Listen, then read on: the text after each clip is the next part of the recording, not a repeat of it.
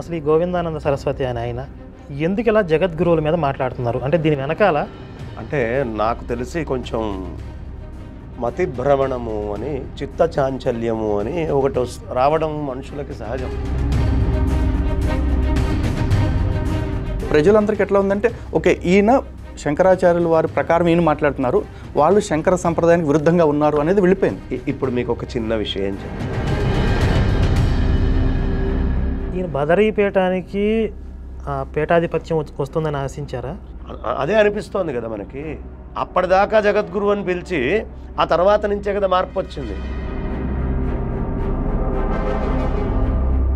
అవిముక్తేశ్వరానంద సన్యాసానికి పనికిరాడు అది కూడా ప్రధానంగా అని మీరు అన్నప్పుడు సన్యాసం ఇచ్చింది ఎవరు?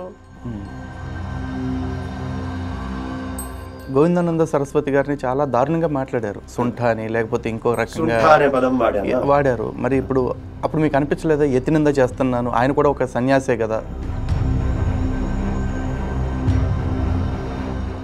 ఇంకా సుంఠ అంటానికి చాలా ఇప్పుడు మామూలుగా ఠా గట్టిగా పలకాలి. ఇప్పుడు ఈ సుంఠ గోవిందానంద అంటానికి ఇంకొక గొప్ప ఉదాహరణ చెప్తా. శృంగేరి వెళ్ళాడు. వాళ్ళు చెప్పులు వేసుకొని బయటిప్పితే ఆ చెప్పులని తుడిచి పక్కన పెట్టడానికి కూడా పనికొస్తాడో రాడో అనుమానమే నాకు ఆ పండితులు. అలాంటి పండితుల్ని పట్టుకొని నోరు జారినట్టుగా దుర్భాషలాడు. దీనికి చాలా గొప్ప శిక్ష ఉంటుందండి, వరుణదండన. అదేంటో కూడా చెప్తాను. ఇవాళ మనం మీరిద్దరు ఇట్లా బొట్టు పెట్టుకున్నా, నేను బొట్టు పెట్టుకున్నా, ఆడవాళ్ళంతా చీర కట్టుకున్నా, మెట్టెలు వేసుకున్నా, మంగళసూత్రాలు వేసుకున్నా, ఈ సనాతనమైనటువంటి వైదిక ధర్మం మీద జరిగేటటువంటి దాడిని కాపాడినటువంటి పీఠమే శృంగేరి పీఠం. హిందుత్వానికి సంబంధించి మనకి జగద్గురు పీఠాలు సుప్రీంకోర్టు కదండి. జగద్గురు పీఠాల నిర్ణయంలో సుప్రీంకోర్టు జోక్యం చేసుకోవడానికి వాళ్ళకి అధికారం ఉంటుందా?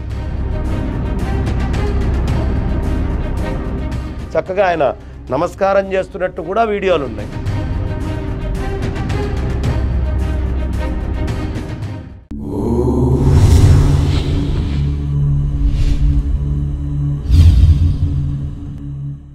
అందరికీ నమస్కారం.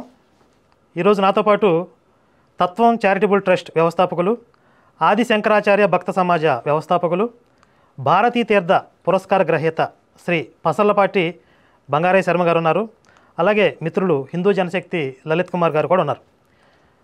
అంశం ఏంటి అని అంటే, ఇటీవల కాలంలో గోవిందానంద సరస్వతి అనే ఒక ఆయన శృంగేరి జగద్గురువుల మీద అనుచిత వ్యాఖ్యలు చేస్తూ కొన్ని నిందారోపణలు చేస్తున్నట్లుగా మీరు అందరూ చూస్తూ ఉన్నారు. సహజంగా ఇవే ఆరోపణలు కానీ, ఇలాంటి మాటలు కానీ ఇంకెవరైనా మాట్లాడుంటే నేను, లలిత్ కుమార్ గారు, మేమిద్దరం ఎడాపెడా చాకరీ పెట్టేసేవాళ్ళం. కానీ ఆయన ఒక సన్యాస ధర్మంలో ఉన్నారు కాబట్టి, కాషాయాన్ని ధరించారు కాబట్టి, ఆయన మాట్లాడిన మాటలకి శాస్త్రపరంగా వివరణ ఏంటి, ఖండన ఏమిటి అనేది తెలుసుకోవడానికి ఈరోజు మనం బంగారయ్య శర్మ గారిని మన స్టూడియోకి ఆహ్వానించడం జరిగింది. అయితే ఆయన ఆరోపణలకి సమాధానాల్లోకి వెళ్లే ముందే గోవిందానంద సరస్వతి ఆయన చేసిన వ్యాఖ్యల్ని నిర్ద్వందంగా మేము ఖండించడం జరుగుతుంది. ఎందుకంటే శృంగేరి జగద్గురువుల మీద అలాంటి భాష కానీ, అలాంటి పదాలు కానీ వాడటాన్ని, ఆ విధంగా మాట్లాడడాన్ని హిందూ సమాజం హర్షించదు. ఓ హిందూ సంస్థలుగా మేము దీన్ని తీవ్రంగా వ్యతిరేకిస్తున్నాం, ఖండిస్తున్నాం. ఇదే విషయం మీద లలిత్ కుమార్ గారు కూడా ఆయన అభిప్రాయం చెప్తారు. అందరికీ నమస్కారం అండి. స్వామివారికి నమస్కారం తెలియజేసుకుంటున్నాం. ముందుగా హిందూ బంధువులందరికీ క్లియర్గా చెప్తున్న విషయం ఏంటంటే, ఆమ్నాయ పీఠాలకు సంబంధించిన జగద్గురు శంకరాచార్యుల వారి పట్ల, అదేవిధంగా పీఠాల పట్ల గోవిందానంద సరస్వతి స్వామివారు ఏదైతే మాట్లాడారో ఆ మాటలన్నిటిని కూడా నిర్ద్వందంగా ఖండిస్తూ ఉన్నాము, తీవ్రంగా ఖండిస్తున్నాం. కారణం ఏంటి అంటే, ఈ పీఠాల యొక్క పరంపర ఇప్పుడు మొదలైంది కాదు. ఒక రకంగా చెప్పాలంటే సనాతన ధర్మం ఈ స్థాయి వరకు ఇక్కడ నిలబడి ఉంది అంటే శంకర పీఠాల యొక్క పాత్రని ఎవ్వరూ కూడా తక్కువ చేయలేరు, ఎవరు కూడా మర్చిపోవటానికి వీల్లేదు. అటువంటి పీఠాల యొక్క ఔచిత్యానికి, పీఠాధిపతుల యొక్క ఔన్నత్యానికి భంగం కలిగేలాగా ఎవ్వరు మాట్లాడినా సరే దాన్ని ఖండిస్తాం. అయితే ఇక్కడ మాట్లాడింది కూడా ఒక యతి కాబట్టి కాస్త స్థిమితంగా, కాస్త బ్యాలెన్స్డ్గా మాట్లాడటం జరుగుతుంది. ఇదే మాటలు సామాన్యులు కానీ, లేకపోతే అన్య మతస్థులు కానీ ఎవరైనా మాట్లాడితే మాత్రం హిందూ సంస్థల నుంచి వచ్చే వ్యతిరేకత మరింత తీవ్రంగా ఉంటుందని ముందే హెచ్చరిక చేస్తూ ఉన్నాం. అండ్ స్వాములు కూడా ఇట్లాంటి వ్యక్తులు ఎవరైతే ఉన్నారో వాళ్ళు కూడా భవిష్యత్తులో మరోసారి ఇటువంటి భాష వాడకపోతే ఇటువంటి వ్యవహారాన్ని మార్చుకుంటే మంచిదని చెప్పేసి వాళ్ళకు కూడా హెచ్చరిక చేస్తూ ఉన్నాం. శర్మ గారు నమస్కారం. నమస్తే అండి. ముందుగా అందరికీ ఉన్న సందేహం ఏంటంటే అసలు ఈ గోవిందానంద సరస్వతి అని ఆయన ఎందుకు ఇలా జగద్గురువుల మీద మాట్లాడుతున్నారు? అంటే దీని వెనకాల ఓన్లీ ధర్మపరమైన కారణాలు కాకుండా వ్యక్తిగత కారణాలు ఏమైనా ఉన్నాయా అనే ఒక సందేహం. అంటే నాకు తెలిసి కొంచెం మతిభ్రమణము అని, చిత్త చాంచల్యము అని ఒకటి రావడం మనుషులకి సహజం. ఆయనకి ఎక్కడో చిత్త చాంచల్యమో మతిభ్రమణం ఏదో అయిందేమో అని అనుమానం. లేకపోతే ఆయన అక్కడ ఉండి తిన్నవాడే, 4 ఏళ్ళు అక్కడ చదువుకున్నవాడే, పీఠ ఔచిత్యం ఏంటో తెలిసినవాడే. పోనీ ఇవాళ్లే కొత్తగా ఈ ఆరోపణ చేస్తున్నాడా? అంతకుముందు పీఠంతో అలాగే ఉన్నాడా అంటే అలా లేడే. చాలా విభిన్నంగా ఉన్నటువంటి వాడు. ఇప్పుడు విజయయాత్రకి స్వామివారి ఇక్కడికి రావడంతో డూప్లికేట్ అనేదో పదం వాడాడు ఆయన. 2018లో కూడా విధుశేఖర భారతీ మహాస్వామి చరణులు తెలుగునాట సంచారం చేశారు ఈ 2 రాష్ట్రాల్లో. ఆయన చేసినప్పుడు విజయవాడలో క్యాంప్ ఉంది అంటే నేను వెళ్ళా 2018లో. అప్పటికి దండము చేతిలో కమండలం పట్టుకొని జగద్గురువుల కోసం ఆగి వారి సంచారం నుంచి వస్తుంటే లేచి నిల్చొని వారికి సాష్టాంగ దండ ప్రణామాలు చేసి జగద్గురువులు అనేటటువంటి సంబోధన కూడా చేసి విధుశేఖర భారతీ స్వామి వారినే. మరి 2018లో అంత వినయ విధేయతలుండి 2022 ఆ ప్రాంతంలో కూడా ఆయన ఆంజనేయ స్వామి వారికి సంబంధించిన ఓ రథాన్ని చేసి జగద్గురువులు అంటూ ఆయనే టైటిల్ పెట్టి మరి ఆయన ఫేస్బుక్లో రిలీజ్ చేసి ఇంత చేసినటువంటి అంత ఉత్తమమైనటువంటి భక్త శిఖాగ్రణికి ఎందుకు మార్పు వచ్చింది? చిత్త చాంచల్యం అయిందా? ఏమన్నా మార్పు ఉందా? డాక్టర్కి ఏమన్నా చూపించాలా? చూసుకోవాలి. అదేదో నాకేమనిపించింది అంటే ఈయన ముందు కాస్త తుని స్వామివారి దగ్గర ఉన్నారు అని విన్నా, హంపి స్వామివారి దగ్గర ఉన్నారు అనేది ప్రత్యక్షంగా నాకు తెలుసు, శ్రీరామ్ అనే పేరు మీద. అక్కడి నుంచి శృంగేరికి వెళ్ళారు. వెళ్ళి శృంగేరిలో అక్కడే 4 ఏళ్ల పాటు ఉండి తిని చదువుకొని అన్నీ చేసి ఆ పీఠం పరిస్థితి ఏంటో స్థాయి తెలుసు. అక్కడి నుంచి ద్వారకా బదరి ఉభయ పీఠాధీశ్వరులు స్వరూపానంద సరస్వతి స్వామివారి దగ్గరికి వెళ్ళాడు. వెళ్ళినప్పుడు కూడా చాలా భక్తిగా పీఠానికి వచ్చి నమస్కారం చేయటం అన్నీ చేస్తూ ఉండేవాడు. ఉన్నట్టుండి స్వరూపానంద సరస్వతి స్వామివారు బ్రహ్మీభూతులైన తర్వాత కూడా ఆయన వచ్చారు ఫలానా వాళ్ళకి పీఠము ఫలానా అని కాస్త ఏదో వ్యవహారం చేయడానికి. ఆయనకు అక్కడి నుంచే ఈ మృతానందం, ఈ చచ్చు తెలివితేటలన్నీ అక్కడే మొదలైనాయండి. ఇది అమృతానందం కాదు, మృతానందం అక్కడ మొదలైంది ఆయనకి. ఎప్పుడైతే 6 శిష్యులుండి 6లో మాకు పీఠం రాలేదు అనే పదం వచ్చిందో, ఎలా ఉంటుందంటే అధికారం నాకు వస్తుంది అని ఆశించిన వాడికి అధికారం రాలేదనుకోండి, ఈ ప్రపంచంలో 4 దారుణమైన ఉంటాయి. అధికారశ్చ గర్భంచ రుణంచ స్వానమైథునం ప్రవేశకాలే సంతుష్టి నిర్గమే ప్రాణ సంకట. అధికారం కానీ, కడుపు కానీ, అప్పు కానీ, అదేవిధంగా 2 కుక్కల కలయిక కానీ, ప్రవేశకాలే సంతుష్టి, వచ్చేటప్పుడు చాలా ఆనందంగా ఉంటుంది, దానికోసం ఎదురు చూస్తూ ఉంటారు. నిర్గమే, అది రాదు మనకి అనిపించినప్పుడు ప్రాణ సంకటంగా ఉంటుంది. పిల్లవాడు బయటికి రావాలన్నా, అప్పు తీర్చాలన్నా, అధికారం వదిలిపెట్టాలన్నా, స్వానమైథునం అయ్యాక అవి విడిగావాలన్నా. కాబట్టి వస్తుంది అనుకున్నటువంటి అధికారం, ఆ అధికారం యొక్క స్థాయిని దగ్గర ఉండి చూసినటువంటి వ్యక్తికి ఆ అధికారం నాకు సంబంధించిన వాళ్లకో ఈ 6లో రాలేదే అని అక్కసు ఉంటుంది కదండి, బాధ ఉంటుంది కదా. ఆయన ఆల్రెడీ కోర్టులకు వెళ్ళి కేసులు వేసుకున్న దాని మీదే కదా. ఆ బాధ మాట్లాడిస్తుందన్నమాట. మనకి భగవద్గీతలో చెప్తారు, ధ్యాయతే విషయాన్ పుంసః సంగస్తే షూపజాయతే సంగాత్ సంజాయతే కామం కామాత్ క్రోధోభిజాయతే క్రోధాత్ భవతి సమ్మోహః సమ్మోహాత్ స్మృతిభ్రంశో స్మృతిభ్రంశాత్ బుద్ధినాశః బుద్ధినాశాత్ ప్రణశ్యతి. ఈ మొత్తం సిస్టమ్ ఆర్డర్ అంతా కూడా స్వచ్ఛందంగా మనకి గోవిందానంద అనే ఆయన జీవితంలో కనిపిస్తుంది. విషయం ఏమిటి? అధికారం. ప్రణశ్యతి, నాశనం దాకా వచ్చింది. భగవద్గీత చదవక వచ్చినటువంటి చిత్త చాంచల్యం వల్ల మాట్లాడుతున్నటువంటి మాటలు ఇవి. కానీ స్వామివారు ఇప్పుడు మీరేమో ఇట్లా చెప్తున్నారు ఆయనకి చిత్త చాంచల్యం అని.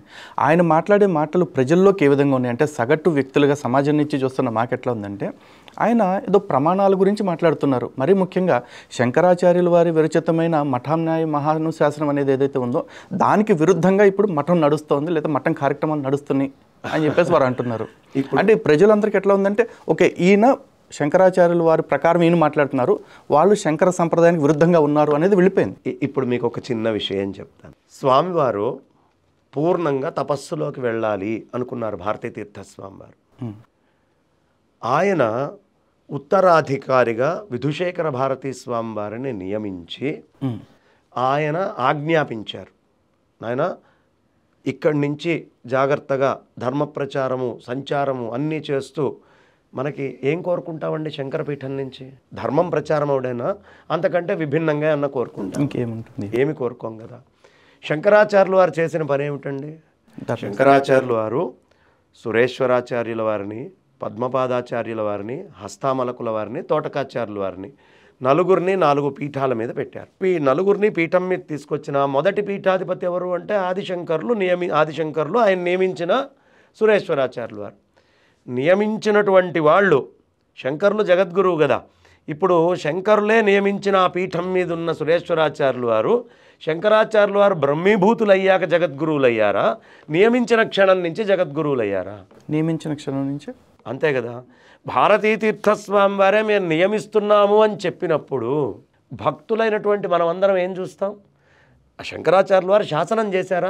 అస్మత్పీఠే మహాన్ శాసనంలోనే కదా, మఠాన్ శాసనంలో అస్మత్పీఠే సమారూఢాం పరివ్రాడ్ ఉక్త లక్షణ అహమే వేత్తి విజ్ఞేయ అన్నారా లేదా? ఆ పీఠం మీద ఎవరున్నారో నేనే అనుకోండి అన్నారు. ఆనాడు శంకరులు ఎలా సురేశ్వరాచార్యుల వారిని సుప్రతిష్ఠితం చేశారో పీఠానికి ఆయన ఉండగానే, అలాగే భారతీ తీర్థస్వామి వారు ఉత్తరాధికారిగా విధుశేఖర భారతీ స్వామి చరణులని పీఠాధిపత్యం ఇచ్చి ధర్మ ప్రచారం చేయమన్నారు. సంచారం చెయ్యాలా వద్దా? వారిప్పుడు వయస్సులో పెద్దవారై తపస్సు అనుష్ఠానంతో శృంగేరి దాటి నేను బయటికి వెళ్ళను అని నియమం తీసుకున్నారు. ఆ నియమము ధర్మానికి అడ్డం కావాలా, కాకుండా ఉండాలా? కాకుండా ఉండాలి అంటే ఉత్తరాధికారిని పెట్టి ఉత్తరాధికారితో ధర్మ ప్రచారం చేయిస్తున్నారు. ఈ ధర్మ ప్రచారం చేయడానికి వీలు లేదు అంటంలో హేతుకమైందా అహేతుకమైనటువంటి పరిస్థితి ఉందా? అంటే ఆయన అనేది ఏంటంటే ధర్మ ప్రచారం చేయకూడదు అనే అర్థంలో కాకుండా విధుశేఖర భారతీ స్వామి వారిని జగద్గురు అనే పేరుతో సంబోధించారు. దానికే సమాధానం చెప్పింది. శంకరాచార్యుల వారు ఉండగా సురేశ్వరాచార్యుల వారు పీఠం ఎక్కి జగద్గురు అయ్యారా కాలేదా? స్వామివారు ఇప్పుడు విధుశేఖర భారతీ స్వామివారు ఇదే మొదటిసారి విజయయాత్ర చేయటం గతంలో చేస్తున్నారు. 2018లో చేశారు. మొత్తం చెన్నై వెళ్ళారు, బాంబే పూణే వెళ్ళారు, అట్లాగే కాశ్మీర్లో వెళ్ళి. అప్పుడెప్పుడు లేవని అభ్యంతరాలు ఇప్పుడు ఎందుకు వస్తున్నాయని చెప్తున్నానుగా. మనకి రావాలి అనుకున్నది దక్కనప్పుడు మన లోపల నుంచి ఈర్ష్య, అసూయ, ద్వేషము అంతకాడికి ఆయన సన్యాసం ఎందుకు తీసుకోవడం? ఇప్పుడు 2018లో భారతీ స్వామివారు విధుశేఖర భారతీ స్వామివారు వచ్చినప్పుడు ఈయన కూడా స్వాగతించారు. వెళ్ళి అక్కడ ప్రతి క్యాంపులో కూర్చొని జగద్గురు అనే సంబోధన కూడా చేశారు. జగద్గురు అనే సంబోధన ఆయన లిఖితపూర్వకంగా.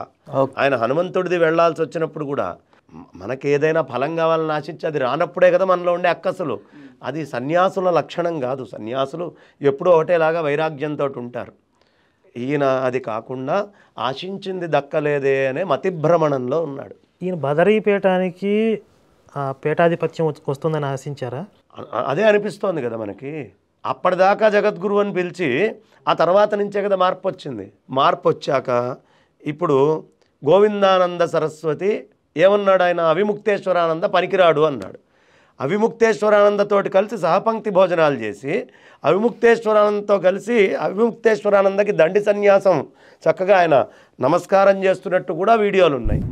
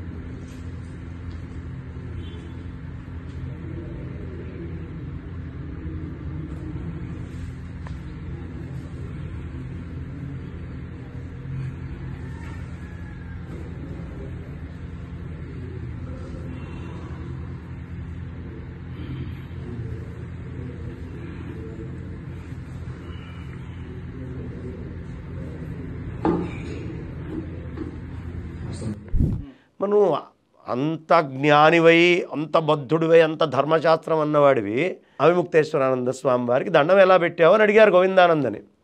అంటే ఆయన అన్నాడు, ఈయన శృంగేరి వెళ్తారు, జగద్గురువులకి దండం పెట్టడం ఎలాగో తెలీదు అంటే నేను అప్పుడు ఆయనకి చేసి చూపించాను ఓకే అని ఆయన ముందే చేశాడు.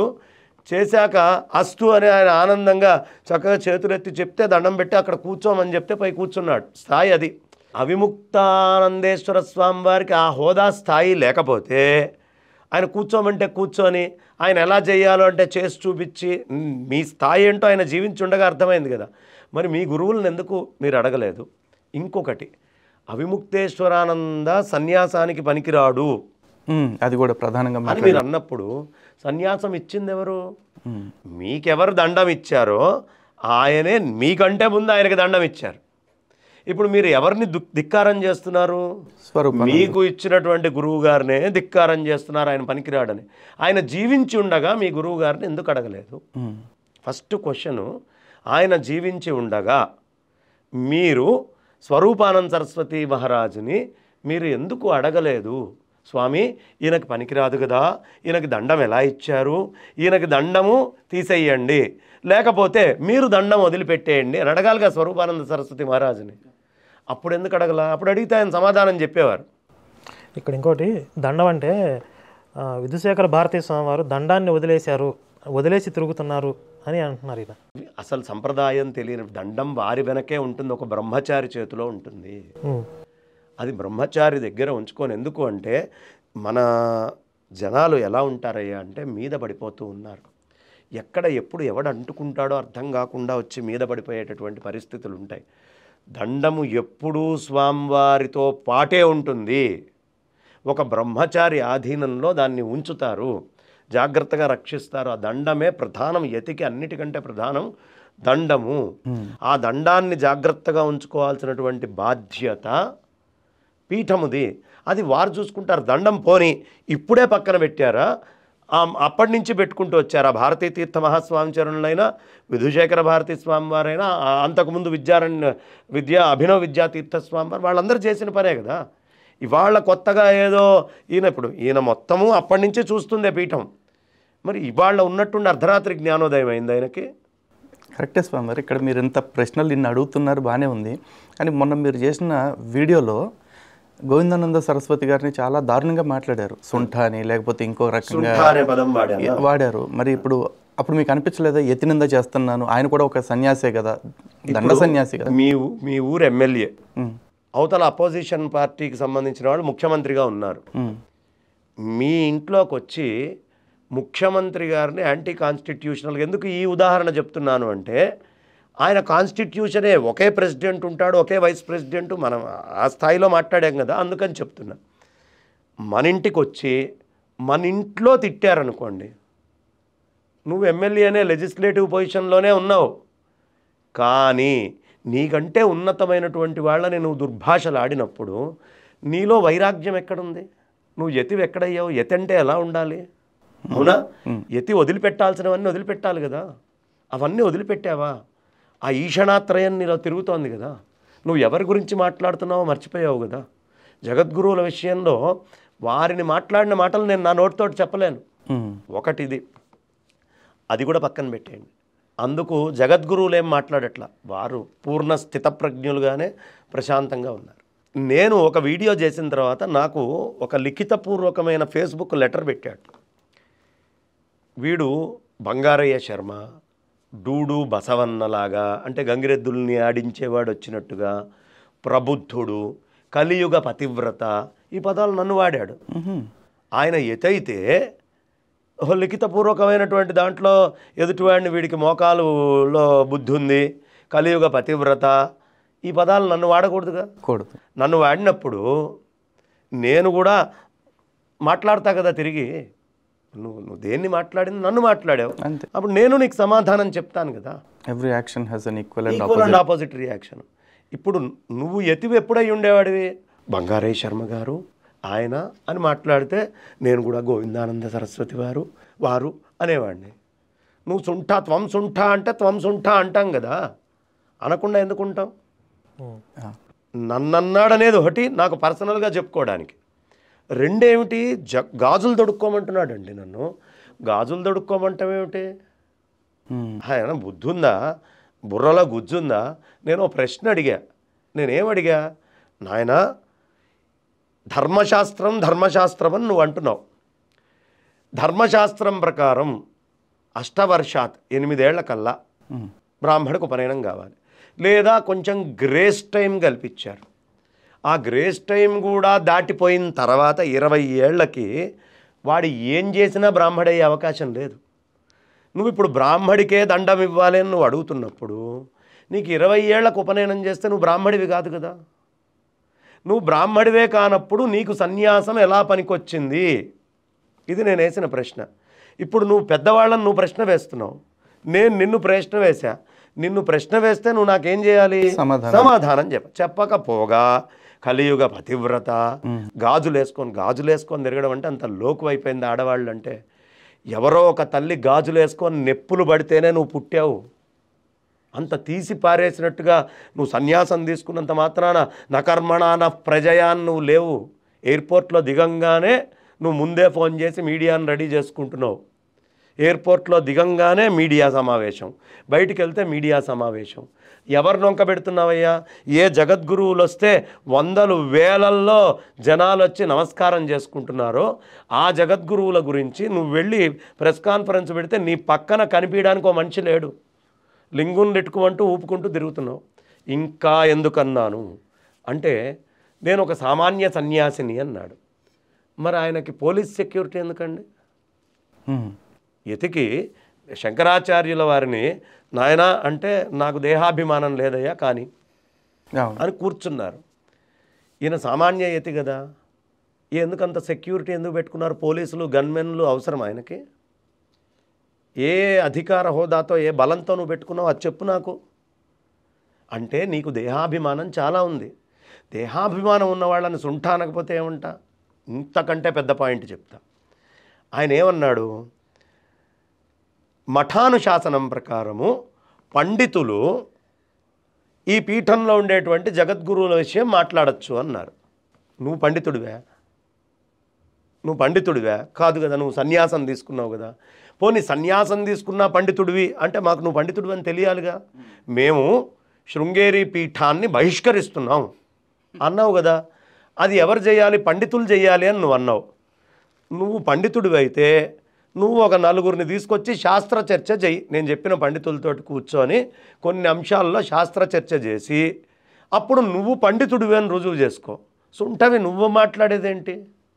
ఇప్పుడు బహిష్కరిస్తున్నా అనకూడదు కదా. భారతీ తీర్థ స్వామి వారిని రాజమండ్రి రండి కూర్చుందాం చర్చకంటున్నా. నీ బతుకెంత, నీ స్థాయి ఎంత? ఇప్పుడు అన్నవాడికి ఓ బతుకు, ఓ స్థాయి, ఓ స్టాండర్డ్ ఉండాలి కదా. భారతీ తీర్థ స్వామి వారు శృంగేరి వదిలిపెట్టి రారు అని ప్రపంచమంతా తెలుసు. అవును, ఆయన రాడు అని ధైర్యంతో ఇక్కడ కూర్చొని నువ్వు ఎన్ని మాటలైనా మాట్లాడతావు. ఇప్పుడు నువ్వు పండితుడు అని రుజువు చేసుకున్నాక బహిష్కరించటమో ఏదో ఒకటి చెయ్యాలి. నువ్వే సుంఠవి అని నేను చెప్తున్నా. నేను శాస్త్రార్థ సభ ఒకటి ఏర్పాటు చేస్తా, వచ్చి ఆ పండితులతోటి శాస్త్ర చర్చ చేసి నేను పండితుండే అని వాళ్ళ దగ్గర సర్టిఫికేట్ తీసుకున్నాక అప్పుడు నువ్వు కూడా పండితుల లిస్టులోకి చేరి అప్పుడు మిగతా పండితులతో జగద్గురువులు చేసినటువంటి నిర్ణయం గురించి మాట్లాడదాం. ఇప్పుడు నీ స్థాయి కాదు కదా. శంకరాచార్యుల వారు నీకు ఆ హోదా, ఆ స్థాయి, ఆ స్టాండర్డ్ ఇవ్వలేదుగా. లేని స్టాండర్డ్ తీసుకొచ్చి నెత్తినెందుకు పెట్టుకుంటున్నావు నువ్వు? అది ఇంకొక పెద్ద దోషం. అంతకంటే గొప్ప విషయం, భారతీ తీర్థస్వామి వారు వైశ్యులకి దండం ఇచ్చారు అని స్టేట్మెంట్ ఇచ్చాడు ఆయన. అవును, ఎక్కడిచ్చారు? విధుశేఖర భారతీ స్వామివారికి తప్ప నాకు తెలిసి ఇంకెవరికి దండం ఇవ్వలేదు స్వామివారు. వైశ్యులకు దండం ఇచ్చారు అనే ఆరోపణ అబద్ధపు ప్రచారం అవుతుందా కాదా? ఖచ్చితంగా. ఎవరో 400 ఏళ్ల నుంచి వైశ్యులకు ఒక పీఠం ఉందండి. వాళ్ళు పరంపరగా 400 ఏళ్ళుగా చేసుకుంటూ వస్తున్నారు. వాళ్ళు ఎవరో ఎన్నుకొని ఎవరో పీఠం ఇచ్చి వాళ్ళు స్వామివారి దగ్గరకు వస్తే స్వామివారు ఆశీర్వదించాలా, చీపో అని అసక్షించుకోవాలా? అలా ఎలా చేస్తారు? ఇప్పుడు గోవిందానంద సరస్వతి స్థాయిలో ఉండరు కదా అందరూ. వాళ్ళు అంతటా బ్రహ్మాన్ని చూసేటటువంటి వాళ్ళు. శంకర్లే చెప్తారు కదా, వచ్చావు. ఇప్పుడు కాషాయం వేసుకొని చాలామంది వెళ్తున్నారండి. ఎవరు వస్తే ఇప్పుడు నువ్వు కాషాయం వేసుకొని ఎందుకు వచ్చావు, పక్కకు జరుగు అంటారా? ఈయనే ఉన్నారు, ఈయన పక్కనే కాషాయంతో వేరే వాళ్ళు ఉన్నారనుకోండి, వేరే సంప్రదాయాలు, ఇప్పుడు దయానంద సరస్వతి సంప్రదాయంలో ఇంకో రకరకాలుగా కాషాయం వేసుకొని చాలామంది వస్తున్నారు. వాళ్ళు ఎవరిని తిట్టి నువ్వు పో చీ అనలేదు కదా ఈయన. శంకర సంప్రదాయంలో మనీషా పంచకంలో శంకర్లే రాశారు కదా, చండాలోస్తు ద్విజోస్తు మనీషా మమ. కాబట్టి అనేకమైనటువంటి అంశాలు. ఇప్పుడు స్వామివారు ఇవ్వాల, ఎవరో వచ్చారు, వచ్చి ఆశీర్వచనం కావాలని ఆయన తీసుకో, ఆశీర్వదిస్తున్నాం వెళ్ళు, నీకేం కావాలో అది తీసుకో. వీరు కల్పన చేసి వీరు ఆ దండాన్ని ఇచ్చి వీరు ఏర్పాటు చేస్తే దండము శృంగేరి జగద్గురువులు ఇచ్చారు అనేది రుజువు చేసుకోవాలి. ఇంకా సుంఠ అంటానికి చాలా ఇప్పుడు మామూలుగా ఠా గట్టిగా పలకాలి. ఇప్పుడు ఈ సుంఠ గోవిందానంద అంటానికి ఇంకొక గొప్ప ఉదాహరణ చెప్తా. శృంగేరి వెళ్ళాడు. శారదా అమ్మవారు మా స్వర్ణహంపికి వచ్చేస్తున్నారు, వచ్చే సంవత్సరం ఇదంతా శ్మశానంలాగా ఉంటుంది, ఇక్కడ ఏం జరగదు శృంగేరిలో. ఎంత నోరు దూల కాకపోతే ఏది పడితే అది మాట్లాడటం, ఎంత పడితే అది మాట్లాడటం అన్నాడు. అన్న తర్వాత జరగదు అన్నప్పుడు నువ్వు నిజంగా గొప్ప తపస్సు మహిమ ఉన్న సన్యాసి అయితే నేను భయపడ్డాము, అంత మాట అనేశాడు స్వామివారు, ఈయన మహానుభావుడు అనుకున్నా. కానీ తర్వాత సంవత్సరం ప్రతి సంవత్సరం కంటే ఇంకా ఎక్కువ వైభవంగా శృంగేరిలో అమ్మవారికి ఉత్సవాలు జరిగినాయి. ఆ తర్వాత ఇంకో సంవత్సరం కూడా ఉత్సవాలు జరిగినాయి. 2 సంవత్సరాలు ఆగకుండా ఉత్సవాలు జరిగినాయి. అంటే ఏమిటి? ఓము పోయింది, విషయం లేదనే కదా. ఇప్పుడు విషయం ఉంటే శపించాడండి. శృంగేరిని, స్వామివారిని, పీఠాన్ని, అమ్మవారిని కూడా శపించి శాసించేటటువంటి స్థాయిలో ఉన్నటువంటి శుంఠయతి. ఆ మాట నిజం కాలేదుగా. అయ్యుంటే అమ్మో అమ్మో గోవిందానంద అని పటం పెట్టి పూజ చేసేవాడిని. ఇప్పుడు పటం ఎందుకు పూజ చేస్తా? నీ చేతిలో ఉన్న దండం మారణాయుధం నాయన, అది దండంగా పనికిరాదు, దాన్ని మీ మీద ప్రయోగిస్తే బాగుంటుంది జనాలందరూ అని చెప్పా. అందుకని నేను మీకు ఇప్పుడు కన్విన్స్ అయిందా నేను చెప్పిన మాటలతోటి? ఖచ్చితంగా. ఎందుకు సుంఠ అన్నాననేది అర్థమైంది కదా? అర్థమైంది. ఇంకొకటి, విధుశేఖర భారతీయ స్వామివారి విషయంలో నియమాలు శాస్త్రాలు అంటూ మాట్లాడుతున్నారు. దానికి మీరు వివరణ ఇచ్చారు. తీవ్ర అభ్యంతరకరమైన విషయం ఏంటంటే, పెద్ద స్వామివారిని కూడా బంగారానికి ఆశపడి, ఏదో ధనానికి ఆశపడి అక్కడ పీఠాధిపత్యం ఇచ్చారు అని వ్యక్తిగతమైనటువంటి ఆరోపణ చేశారు. అంటే దీన్ని ఎలా చూస్తున్నారు అసలు? ఇప్పుడు నేను ఒకటి చెప్తాను. ఆయన 4 ఏళ్ళు ఉన్నాడు పీఠంలో, 4 ఏళ్ళు ఎస్ఎఫ్టీగా తిండి తిన్నాడు, అవునా? 4 ఏళ్ళు స్వామివారు చక్కగా అక్కడ ఉండడానికి, తిండికి, ఆ లైబ్రరీలో అన్నిటికీ పెట్టారు. ఈ 4 ఏళ్ళు ఈ మహానుభావుడి దగ్గర నుంచి ఏమి ఆశించి స్వామివారు అన్నం పెట్టారు? రోజు చుట్టుపక్కల గ్రామాలు కానీ అక్కడ కానీ మీరు వెళ్తే కళకళలాడిపోతూ భోజనాలు చేస్తూ ఉంటారు. 20,000, 25,000 చుట్టుపక్కల ఊళ్ళకి వంటలు చేసి పంపించి అనేక మఠాలు పెట్టి ధర్మాలు అన్నీ నడుపుతూ ఉండేటటువంటి వాళ్ళకి బంగారపు సింహాసనం, అసలు శృంగేరి పీఠం స్థాయి తెలుసా? వాళ్ళకి ఎక్కడెక్కడ ఏ అవస్థలోనే వాళ్ళకే పూర్తిగా తెలియకపోవచ్చు. రాజుగారి దగ్గరికి వెళ్ళి ఈరోజు కూరగాయల కోసం రాజుగారు ఈయనని గొప్పగా పొగిడారు తిండికి అంటే ఎలా ఉంటుందో, ఎంత అజ్ఞాన హాస్యాస్పదంగా ఉంటుందో. ఖచ్చితంగా. శృంగేరి పీఠం వారు ఒక కన్ను సైగతోటి ఇలా అంటే చాలు సిగ్నల్ తెలిస్తే తీసుకొచ్చి ఇచ్చే భక్తులు ఉన్నారు పీఠానికి. ఉన్న ఆస్తులు సరిగా నిర్వహించుకోవటానికి ఆసక్తి లేక వదిలేసుకుంటున్న ఆస్తులు చాలా ఉన్నాయని వింటున్నాం. అసలు ఎలాంటి మాటలు మాట్లాడితే కొంచెం అతికేట్టుగా ఉండాలి. ఓసారి భిక్షావందనం ఆయన దగ్గర ఎందుకు తీసుకున్నారు, గోవిందానంద దగ్గర పనికిరాదు కదా, మేము చెప్తే ఉండే జనాలందరికీ భిక్ష పెట్టి, అరే నీకున్న స్వర్ణాంపిలో తిండి పెట్టడానికి దిక్కులేదు, నువ్వే లింగులు నెట్టుకుంటూ తిరుగుతున్నావు. నువ్వు భారతీ తీర్థస్వామి వారికి శృంగేరి పీఠంలో భోజనం ఒకరోజు పెడతావు, పీఠానికి ఓ సంవత్సరం పాటు భోజనాలు ఏర్పాటు చేయి, నీ స్థాయి ఏంటో నీకు తెలుస్తుంది. అసలు ఏమీ తెలియకుండా కేవలం అజ్ఞానంతో, ఇప్పుడు నాలుక నోట్లోంచి శబ్దం, దానికి ఏమన్నా ఖర్చు ఉందా? ఫ్రీగా నోట్లోంచి బయటకు వస్తుంది. చేసేటటువంటి వాడికి తెలుస్తుంది భారం, అనేవాడికి ఏం తెలుస్తుంది? కాబట్టి దీనికి ఆశపడ్డారు, బంగారానికి ఆశపడేటటువంటి స్థాయి. మొన్న సువర్ణ భారతి ఉత్సవాల్లో జగద్గురువులు వచ్చిన పండితులకి చేసినటువంటి పని, ఆ నిర్వాహకులకి ఇచ్చినటువంటి బంగారం విలువ చేయదు ఆ పీఠం. అది ఈ ఆరోపణ విన్నప్పుడు ఈ డబ్బుల కోసం ఆలోచిస్తారు అని. అది వ్యాఖ్యాన సింహాసన పీఠం. శంకరాచార్యుల వారు స్థాపించినటువంటి పీఠం. అదే ఆ పీఠము అంతస్థాయి పీఠాన్ని బంగారుమయం చేశారు. ఇది ఎప్పటి నుంచో రజతమయంగా ఉంది. సో ఇప్పుడు వెండి రథాన్ని బంగారు రథం చేయరండి. దాంట్లో రూపాయి కోసం ఆశించేటువంటి స్థాయి. ఎంతోమంది ఇస్తా అన్న డబ్బుల్ని రిజెక్ట్ చేశారు స్వామివారి. కానీ మాకు అమ్మవారు ఇస్తుందండి, మీరు అక్కర్లేదు అని ఇంతమందితో చెప్పారు. నాకు తెలుసు, ఏమంటే 2 కోట్లు ఇచ్చి అదేదో చేస్తామంటే వద్దండి మాకు అమ్మవారు. అహంకారంతో మాట్లాడితే రూపాయి తీసుకోరు స్వామివారు ఈ రోజుకి. అట్లాంటి స్వామివారిని పట్టుకొని ఔచిత్యం లేకుండా అజ్ఞానంతో దీనికేదో ఆశపడ్డారు. వాళ్ళు ఆశపడే స్థాయి. వీడికి ఆశ ఉంది కాబట్టి వీడికి ప్రపంచం అంతా అట్లాగే కనిపిస్తుంది. మేధ దుర్మేధ అని 2 ఉంటాయండి. మేధ అంటే ఆవుకు ఆకలేస్తుంది అనుకోండి, తీసుకొని వెళ్ళి గడ్డి వేశాడు. ఆ ఆవు పచ్చిగడ్డి తప్ప ఎండుగడ్డి తినదు. పచ్చిగడ్డి సంపాదించి తీసుకెళ్ళి దాని ముందు వేయటాన్ని మేధ అంటారు. ఈ మన గోవిందానంద లాంటి వాళ్ళది ఎట్లా ఉంటుందంటే దుర్మేధ. నేను తీసుకొని వెళ్ళి ఆవుకి ఆకుపచ్చ రంగులో ఉన్న కళ్ళజోడు పెడితే ఆ ఎండుగడ్డి పచ్చగా కనిపిస్తుంది కాబట్టి గడ్డి తింటుంది. దీన్ని దుర్మేధ అంటారు. ఇది మొత్తము దుర్మేధ, కువ్యాఖ్యలు, తెలివి తక్కువగా మాట్లాడేటటువంటి అంశాలు. ఇది ప్రపంచమంతా తెలుసు. ఇప్పుడు బ్రాహ్మణ సంఘాలన్నీ ఆయన ఎందుకు తిడుతున్నాయి? మీరైనా ఇక్కడ కూర్చొని ఇమీడియట్గా ఆయన మాట్లాడే ప్రతి మాటని మేము ఖండిస్తున్నామని చెప్పే ఎందుకు మొదలుపెట్టారు? లేదు బాచంపల్లి వారు వాళ్ళు ఉన్నటువంటి పండితులు పెద్దలు అందరూ కూడా జగద్గురువులు వస్తే అక్కడ కూర్చొని మోకరిల్లు ఎందుకు నమస్కారాలు చేస్తున్నారు? భారతీ తీర్థస్వామి వారు తీసుకున్న నిర్ణయం గొప్పది కాకపోతే పండితులు హర్షిస్తారా? ఆ పండితులందరూ తాంబూలాల కోసం పోయి కూర్చున్నారు అన్నాడు. అంటే ఎంత నీచ స్థాయిలో ఆలోచిస్తున్నాడు చూడండి. ప్రపంచంలో ఈయన తప్ప మిగతా వాళ్ళందరూ చెడ్డోళ్ళే. వాళ్ళతోటి కూర్చొని 5 నిమిషాలు మాట్లాడటానికి పనికిరాడు. వాళ్ళు చెప్పులు వేసుకొని బయటిప్పితే ఆ చెప్పులని తుడిచి పక్కన పెట్టడానికి కూడా పనికొస్తాడో రాడో అనుమానమే నాకు ఆ పండితులు. అలాంటి పండితుల్ని పట్టుకొని నోరు జారినట్టుగా దుర్భాషలాడుతున్నారు. దీనికి చాలా గొప్ప శిక్ష ఉంటుందండి, వరుణ దండన. అదేంటో కూడా చెప్తాను మీకు. ఈ చిల్లర ఆరోపణ విన్నప్పుడు నాకు అర్థమైపోయింది ఇది వ్యక్తిగత కక్ష అని. ఎందుకంటే భారతీ తీర్థ స్వామివారు అంటే సాక్షాత్గా ప్రధానమంత్రి స్థాయి వాళ్ళే వచ్చి ఆయన ముందు సాష్టాంగం చేస్తారు. ప్రెసిడెంట్లు అందరూ వెళ్ళి అక్కడ దండం పెట్టిన వాళ్ళే. ఆయనకి బంగారం మీద ధనం మీద ఆయనకి వ్యామోహం ఏంటి, అవసరం ఏంటి?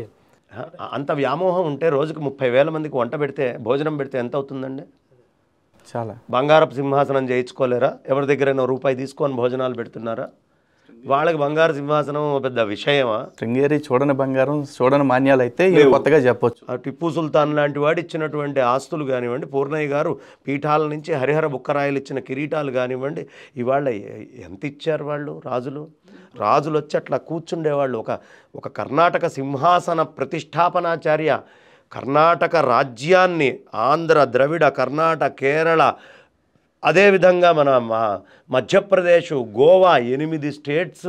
అసలు విద్యానగర సామ్రాజ్యం ఏర్పడటానికి మూలమే విద్యారణ్య స్వామి వారు 12వ జగద్గురువు శృంగేరికి తీసుకొచ్చి ఇవాళ మీరిద్దరు ఇట్లా బొట్టు పెట్టుకున్నా, నేను బొట్టు పెట్టుకున్నా, ఆడవాళ్ళంతా చీర కట్టుకున్నా, మెట్టెలు వేసుకున్నా, మంగళసూత్రాలు వేసుకున్నా, ఈ సనాతనమైనటువంటి వైదిక ధర్మం మీద జరిగేటటువంటి దాడిని కాపాడినటువంటి పీఠమే శృంగేరి పీఠం. అయితే సామ్రాజ్య స్థాపన చేసి ఆ పీఠానికి బంగారపు సింహాసనానికి ఆశపడ్డారు అంటే. గోవిందానంద గారు ఇన్ని మాటలు చెప్తా ఉన్నారు, శంకరాచార్యుల వారి పరంపరకి వీళ్ళు విఘాతం కలిగిస్తున్నారని మాట్లాడుతున్నారు కదా. ఈయన ఒక స్టేట్మెంట్ ఇచ్చారు, అసలు శృంగేరిలో శారదా అమ్మవారు ఎప్పుడో వెళ్ళిపోయారు, ఆ విషయం మీకు తెలుసు మాకు తెలుసు అన్నారు. శంకరాచార్యుల వారేమో తాను స్థాపించిన ఈ పీఠంలో శారదా అమ్మవారు ఆచంద్ర తారార్కం నిలిచి ఉంటారని ఆయన చెప్పారు. ఇప్పుడు ఈయన మాట అనటం వల్ల శంకరాచార్యుల వారు వాక్కు కూడా వృధా అయిపోయింది అన్నట్టు ప్రచారం చేయటం కాదా? అది వారికి ఏమైనా శోభనిస్తుందా? 100% ఆది శంకరాచార్యుల వారు తీసుకొని వచ్చి కలియుగాంతం దాకా భక్తుల్ని ఇక్కడ బ్రోవాలమ్మా, నువ్వు ఉండాలి, అనుగ్రహించాలి అని చెప్పి సుప్రతిష్ఠితం చేస్తే ఆదిశంకర్ల మాటని ఖండించడం. మరి దీని విషయంలో ఎందుకని అనుకున్నంతగా అంటే సమాజంలో స్పందించాల్సిన వాళ్ళు అందరూ ఇంకా చాలామంది మిగిలిపోయారేమో అనిపిస్తుంది. ప్రతి ఒక్కళ్ళు కూడా రావాలి, ఈ విషయంగా వారు మాట్లాడిన వ్యాఖ్యలు ఏవైతే ఉన్నాయో వాటిని అందరూ ఖండించాలని కోరుకుంటున్నారు. అందరూ ఖండిస్తున్నారండి, అనుమానం ఏమక్కర్లేదు. ముందు స్పందించాల్సినటువంటి మా లలిత్ గారు, కరుణాకర్ గారు, బ్రహ్మశ్రీ వద్దిపర్తి పద్మాకర్ గారి కార్యక్రమానికి శ్రీలంకకు వెళ్ళి ఆలస్యం చేశారు అనుకుంటున్నా. అలాగే అందరూ హడావుడ్లలో ఉన్నారు. తప్పకుండా దిగ్విజయంగా అన్నీ కూడా ఖండించబడతాయి. పండితులకి జ్ఞానులు వాళ్ళు ఎవరైనా పోనీ గోవిందానందం సపోర్ట్ చేస్తున్నామని ఒక్క పండితులు వచ్చారండి? లేదు. ఎవరైనా ఒక్కళ్ళు పండితుల్లో లేరు. ఎందుకు రాలేదు? నీ దగ్గర విషయం ఉంటే వచ్చేవారు. వాళ్ళకు ఒక్క జ్ఞానం ఉంది. కాషాయ దండ మాత్రేణ యతిః పూజ్యో న సంశయ. కాషాయము దండము ఒక్కదాన్ని అడ్డం పెట్టుకుని యతుల్ని ఎప్పుడూ పూజించాలి అని ఉంది. కానీ కలియుగం కదా, దీనికి కూడా వ్యుత్పత్తి చెప్పచ్చు. కాషాయ దండ మాత్రేణ యతిః పూజ్యో న సంశయ. అనుమానాస్పదంగా ఉన్నారయ్యా. కాషాయ దండం వేసుకున్నంత మాత్రాన కలియుగంలో గోవిందానందాలు ఉంటారు, మీరు దండం పెట్టకండి అని శంకరాచార్యుల వారు మోహముద్గరంలో చెప్పారు కదా ఒక మాట కూడా. కాషాయాంబర బహుకృత వేష అంతే. పశ్యన్నపి చ అపశ్యతి మూఢో, అపశ్యతి మూఢో చెప్పారు, ఆయన చెప్పారు. జగద్గురువుల గురించి ఈయన మాట్లాడిన ఒక వీడియో ఆ మధ్య అయోధ్య రామ మందిరానికి సంబంధించి చిన్న వీడియో ప్లే చేస్తాను ఒకసారి. రాజు ఎవరైనా సరే శంకరాచార్యులు గురువులకి గురువు వాళ్ళు. అలాంటి చక్రాధిపత్యంగా ఉండేటువంటి శంకరాచార్యుల వారికి వెళ్ళి ఎవరు మోడీ వెళ్ళి ఇన్విటేషన్ ఇచ్చి అయ్యా మీరు రండి, అది గవర్నమెంట్కి సంబంధం లేదు. రామజన్మభూమి తీర్థక్షేత్ర ట్రస్ట్ పదాధికారులు ఏమయ్యారు? ఎందుకు పూరి శంకరాచార్య వాళ్ళు లేదా? కానీ ఇప్పుడు ఆయన వీడియోలో జగద్గురు పీఠానికి సంబంధించి శంకరాచార్యుల వారు అంటే గురువులకే గురువు, వారు ఏం చెప్తే అది శాసనం, ప్రభుత్వాధినేతలైనా ప్రధానమంత్రి అయినా సరే దాన్ని పాటించి తెరవలసిందని చెప్తున్నారు. కానీ ఆ నియమం ఈయనకే వర్తించదా అని ఇప్పుడు నా ప్రశ్న. ఎలా ఉంటుందంటే, నాది కానంత దాకా ఢిల్లీ దాకా దేకమంటాడు. అదే దేక్కుంటూ పోతున్నాయా ఢిల్లీ దాకా. నాకు ఇబ్బంది వచ్చినప్పుడు మాత్రం ఆ రూల్స్ ఏవి పనికిరావు.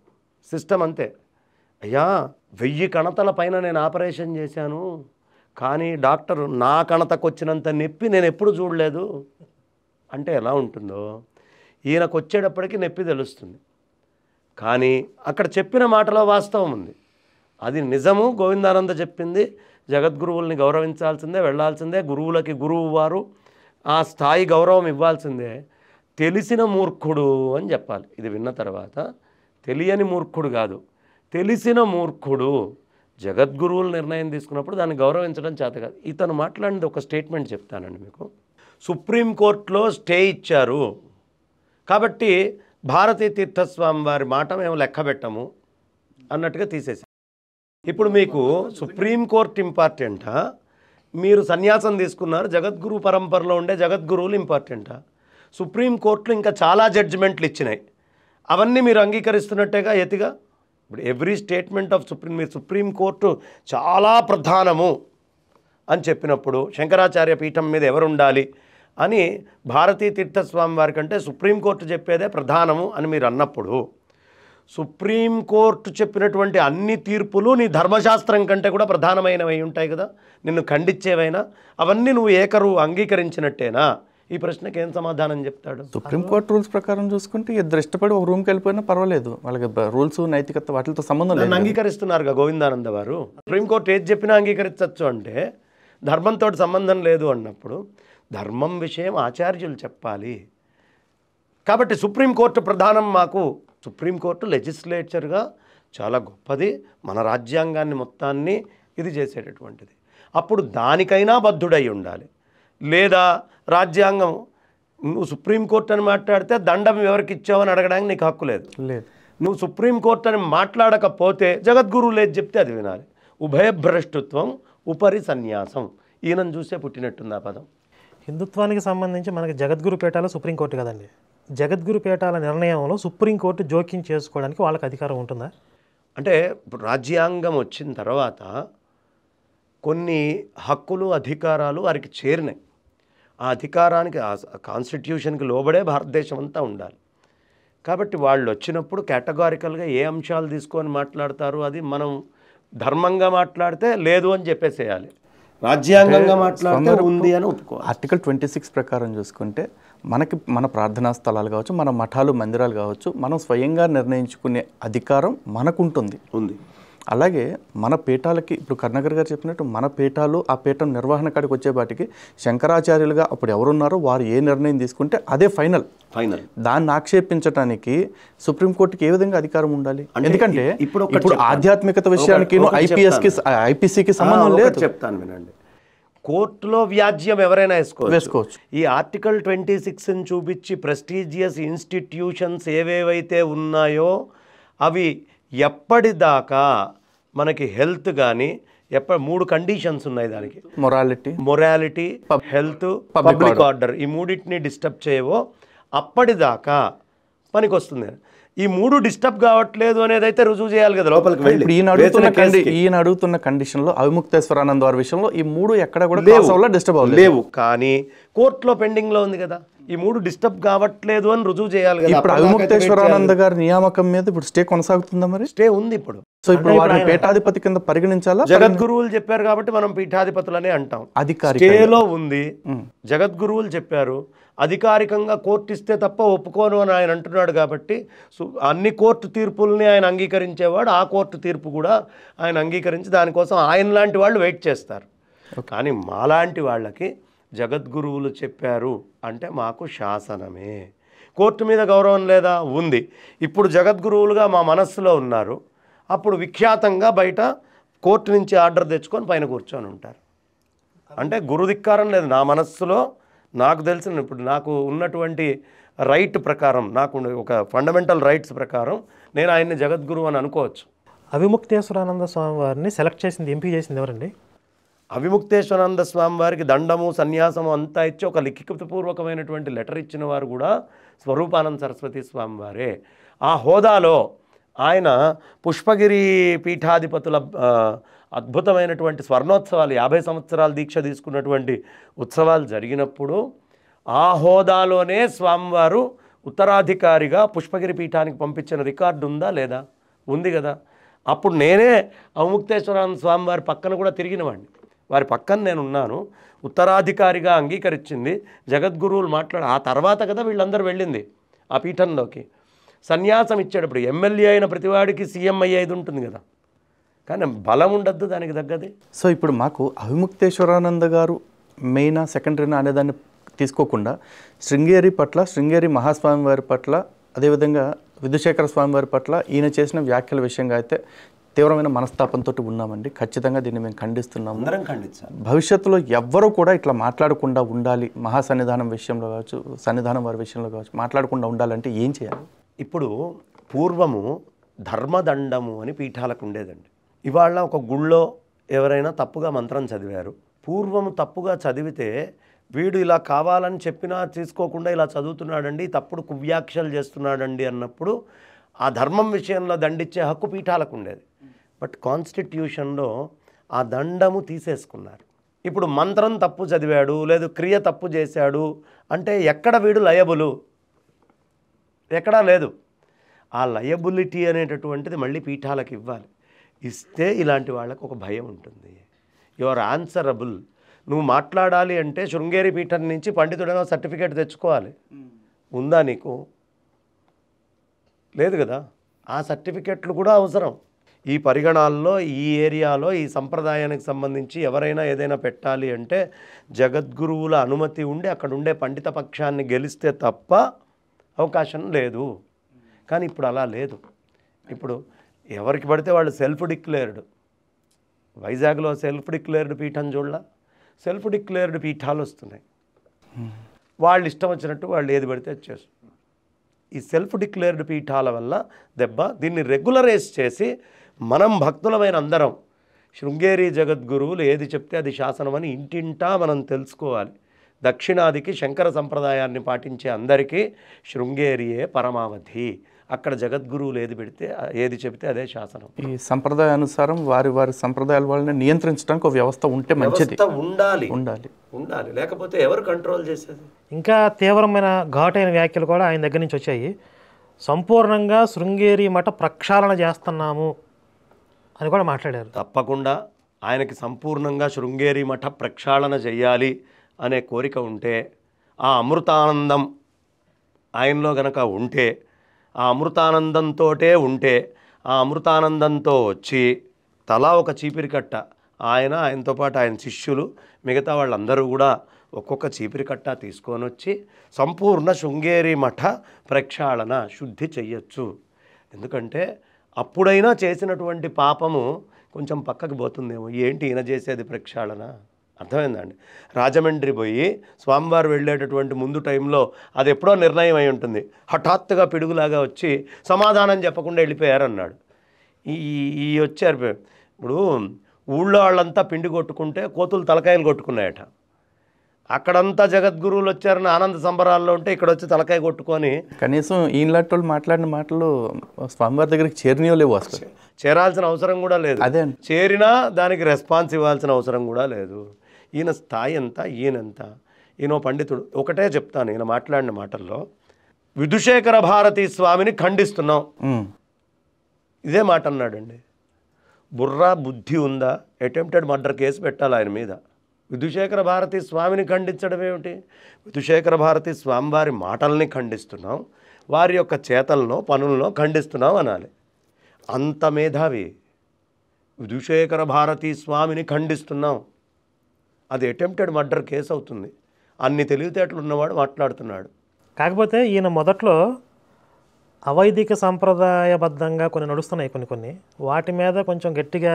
మీరు అదే టీవీ ఛానల్లోకి వెళ్తే నేను మాట్లాడా, మీరు మాట్లాడారు, ఆయన మాట్లాడి ఎవరు మాట్లాడారు? స్వరూపానంద సరస్వతి స్వామి వారు ఏదైతే లేవనెత్తారో సాయిబాబా విషయంగా, దాని విషయంగా ఈయన కూడా చాలా ఫైట్ చేశారు. అనుమానమే ఉందండి. ఇప్పుడు నన్ను కూడా పిలిచారు, అంటున్నాను స్వామి, నేను వెళ్ళాను. నేనేం చెప్పాను అప్పుడు?